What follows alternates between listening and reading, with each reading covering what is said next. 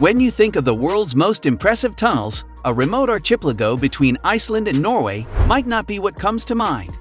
But to connect 18 rugged bits of land formed from volcanic rock, the Faroe Islands have had to get pretty good at tunneling.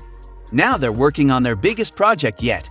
This so-called jellyfish roundabout is a critical piece of infrastructure that's cut travel time between two of the most populous islands from more than an hour to just 15 minutes. Life here in the Faroes moves slowly, but the weather moves quickly. Some people say you can experience all 4 seasons in a single day.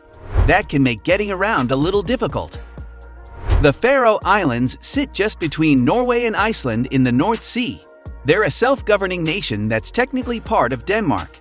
In all, its population of just over 50,000 people and some 70,000 sheep is spread out across 17 habitable islands. Up until relatively recently, the only way to travel between the islands was to take a boat.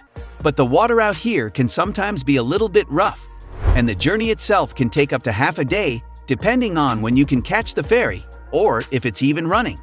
In the 1970s, a bridge was built connecting the two most populous islands, turning that half-day journey into just a few minutes. But it was back in the 1960s that the Faroe Islands began its tunneling boom. With a little help along the way from the Norwegians, the Faroes got really good at digging tunnels. In the last 60 years, they built 20 through narrow fjords, steep mountains, hills, and the ocean. Today, there are over 50 kilometers of road tunnels for just 53,000 people. That's more than 1 meter of tunneling for every person who lives here. Now, the Faroes is expanding its tunneling system even further with 2 undersea tunnels. It's the biggest investment it's ever made, with a combined price tag of nearly $700 million. The Eysturoy Tunnel opened in 2020 and runs for 11 kilometers to connect the islands of Streymoy, where the capital city is located, and Eysturoy. The second Sandoy Tunnel is set to open in 2023, connecting the sparsely populated villages of Sandoy with the wider infrastructure network in Streymoy.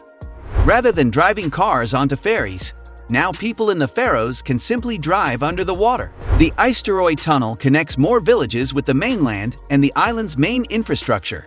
Travel times to the capital are reduced from more than an hour to mere minutes, and adding in some epic construction makes an already stunning drive even more breathtaking. The tunnel itself is the second longest in the world that you can drive through, and they've spared no detail. On the 8-minute drive beneath the sea, you can listen to a radio station specially programmed to enhance your experience. And of course, there's the roundabout. 72 meters below the surface, you'll find this giant pillar of colorful rock that looks almost like a jellyfish. The deepest part of the tunnel sits 187 meters below the water's surface.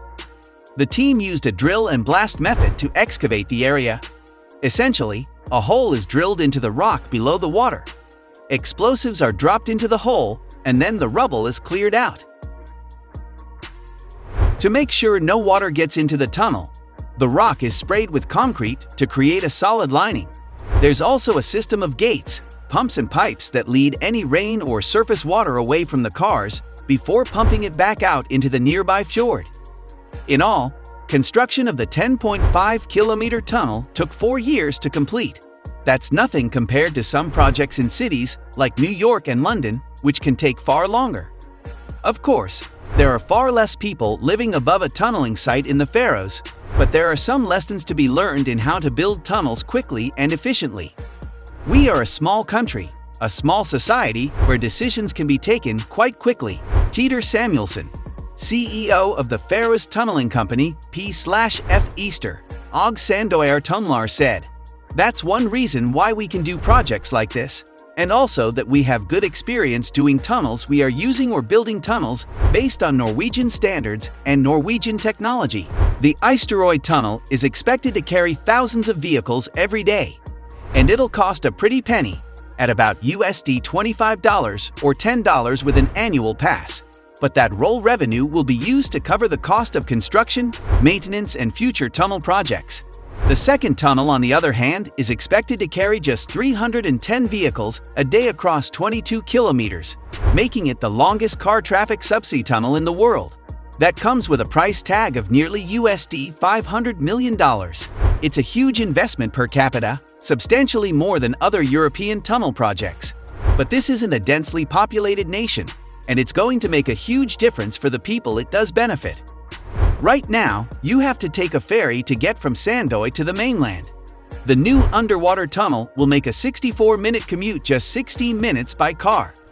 For a quiet nation of just 50,000, the Faroe Islands are investing a lot of time, money and skills into its infrastructure, and it's paying off.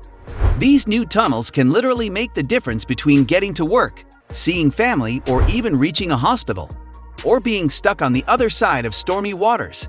With a further 2 new tunnels now in the works, and another 14 on the drawing board, the Faroes tunneling boom isn't slowing down anytime soon.